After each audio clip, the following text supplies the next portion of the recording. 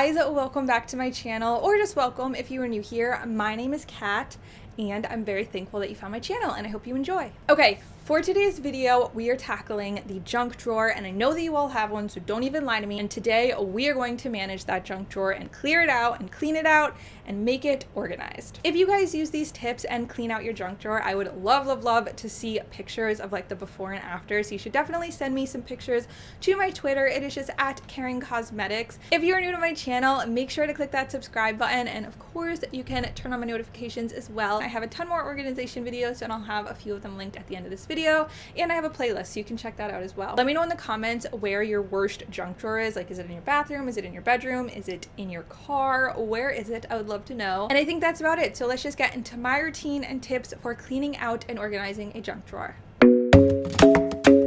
The first step is to move everything out of your drawer and put it somewhere where you can easily sort through it all. Next, I'm making 3 labels to section off the different categories. I have trash, keep, and giveaway. And of course you can use bins, but I just use these little post-it notes to separate them all out. Now go ahead and do a rough sort through of everything. This means only take a few seconds to look at each object and go with your gut on which pile it should be in. Don't worry though, we will sort through the piles more in depth in the following steps. Once you have decided everything that will be thrown away, you can go ahead and throw that out, and now we are moving on to the giveaway pile. So what I did first was go through all the stuff that I'm giving away, and you can decide if you're giving it to a friend or a sister or Goodwill. I'm giving these 2 things to my sister, so I just put little cute post-it notes on there so I know exactly who I'm giving it to, and it stays very organized.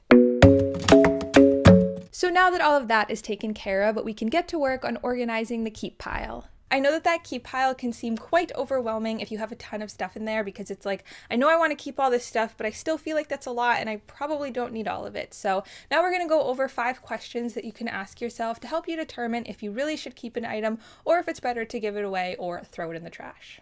Question number 1, do I use this item? Is it something that I find myself going to use on a daily, weekly, or even monthly basis? If no, then is it really necessary to keep? Probably not. Question number 2, have you missed it? Is it something that when you're living your day-to-day life, you're like, oh, I really wish I had that? If you haven't used it and you haven't been thinking about it, then that's another sign that you probably don't need it. Number 3, did you even know that it was in there? Is it something that you're like, hey, I didn't know that I had this. I haven't used it in a year, but I now see that it's here. Because if that's the case, again, if you didn't even know it was there, you probably don't need it. 4, you're like me and it's one of those things like, I don't need it now, but maybe in a year I'll be in a situation where I really need it and I'll be prepared. Think about how much is it to replace the item. If it's something that's relatively inexpensive for you, then just throw it out, because if you really do need it at some point in your life, you can always just go buy another one. And there's no point in letting it take up space and clutter up your drawer if you're not actually using it.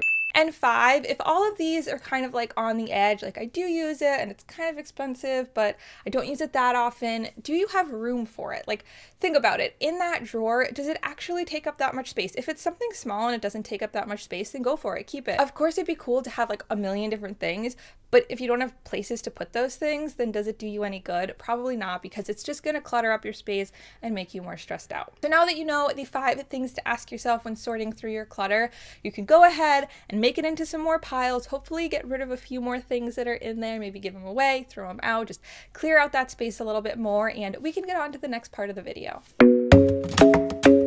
Now, before putting everything back into the container and drawer, you just want to go ahead and clean them so you are starting with a nice and clean slate. I'm using my Mrs. Meyer's multi-surface cleaner. I'm obsessed with this stuff. It's not sponsored. I just really love this cleaner. And then I'm going ahead and cleaning it all out and then putting everything back in my drawer. And there you go, your junk drawer is officially cleaned out. Of course, the way that you organize it will be different for whatever type of junk drawer it is. Maybe it was a closet, maybe it was a kitchen drawer, maybe it was a craft drawer, whatever it is, the organization is going to be different. But I hope that whatever kind of junk drawer you wanted to sort through, this video helped you out and it gave you some inspiration. Hey again, guys, thank you so much for staying through the entire video. That means so much to me. Let me know in the comments if you stayed until this part and if it gave you any sort of tips or motivation to go clean out your junk drawers. And I love you guys, and I will see you in my next video. Bye.